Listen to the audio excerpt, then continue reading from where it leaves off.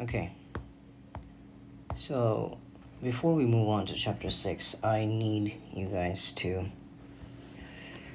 look into this one thing that I have skipped for a long time and I wanted to go through it. It's called Idafah, okay?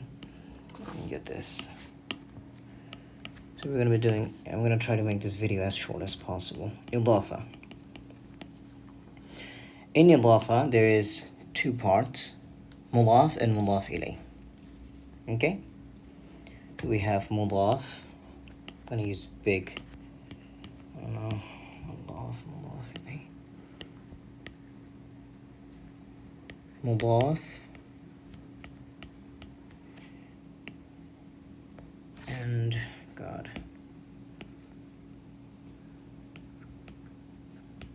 Mudaf ilay.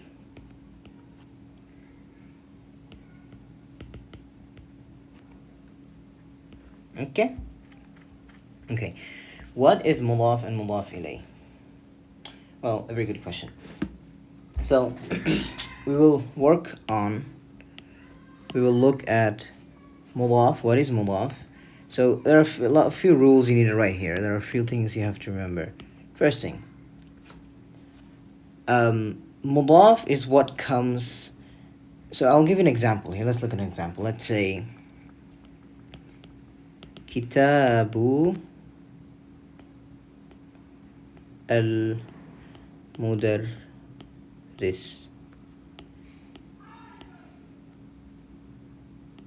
Kitabul Mudarris. Okay.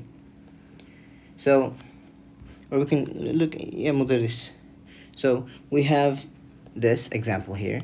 So, Mudaf is what comes before. So, Mudaf, the first thing that we're going to learn about Mudaf is that Mudaf comes first. So, this guy here is our Mudaf. Second thing, Mudaf is always light. Now, what is light? Light basically means never tanween. So it will never be kitabun. It will never be kitabin. It will never be kitaban. It's always gonna be either kitabu, bi, or ba. So it's always light. Just one haraka. Okay? Okay, that's that. And there's another point I want you to write is that Mudaf has to be an ism. Now, what is an ism? I'm afraid we didn't do that yet. Well, ism is basically noun. It's basically person, place, thing, adjective, adverbs, right? So that's God, adverbs. So now you might be like, okay, that kind of sounds like a noun, right? Noun is a person, place, or thing. But it's also adjectives and ideas. So we're going to come to ism a little bit later. We're going to look at the different type of words, ism, harf, and you have harf, fi'l, and ism. We're going to go to that later, but just note this down. So mudaf has to be an ism. So kitabun means a book. So book is what? It's a thing, right? It's a thing. So that's a good thing. Okay? So this can be mudaf. And what else? So that's mostly mudaf ilay. Okay, now let's look at mudaf ilay. The one that comes later. So it comes later. Another thing that's a very important thing is that mudaf ilay always, can't stress this enough, always has alif lam. So it's a definite, right? Alif. So it's definite. So mudaf ilay always has a alif lam. So if we look at here, there's an alif lam, al mudarris. So this is good. This is a good thing. Okay. Next, what else? Trying to see if I can. Okay. Mudaf ilay always has to be kasra.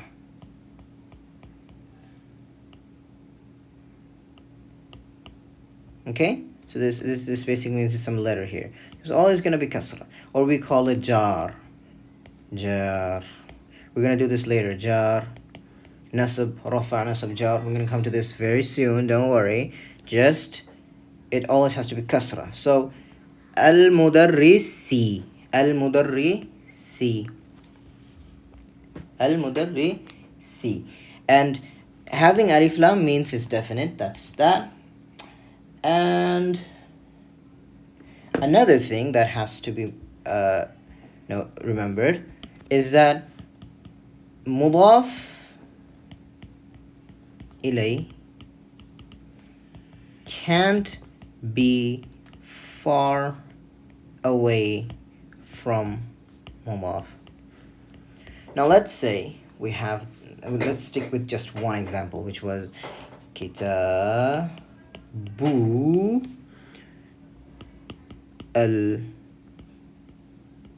mudarri. I'm having some I'm not into writing today. I'm just mudarrisi. Okay, so this is mudaf and this is mudaf ilay.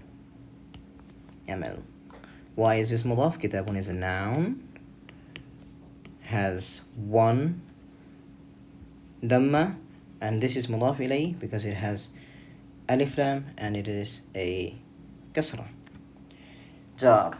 But the thing is, in the middle, if there is some letter, if there is some, let's say x, going to mathematical terms here, if there is some x here, okay, and if the distance is too far away, sometimes it could still be a mudaf if you have x. But let's say instead of having one letter, now there are two letters in between. Let's call that y. So basically they are just, there's two words in between them. Now the distance is too far away. And that's why this is no longer an idafa, no longer an idafa. We're gonna look into more examples soon as we move on to the next dars. For every mudaf ilay, I'm gonna rewrite these notes and we're gonna refresh them. It's just, this video is just to make sure that you guys get the basic idea. Note them down, and hopefully you get the gist.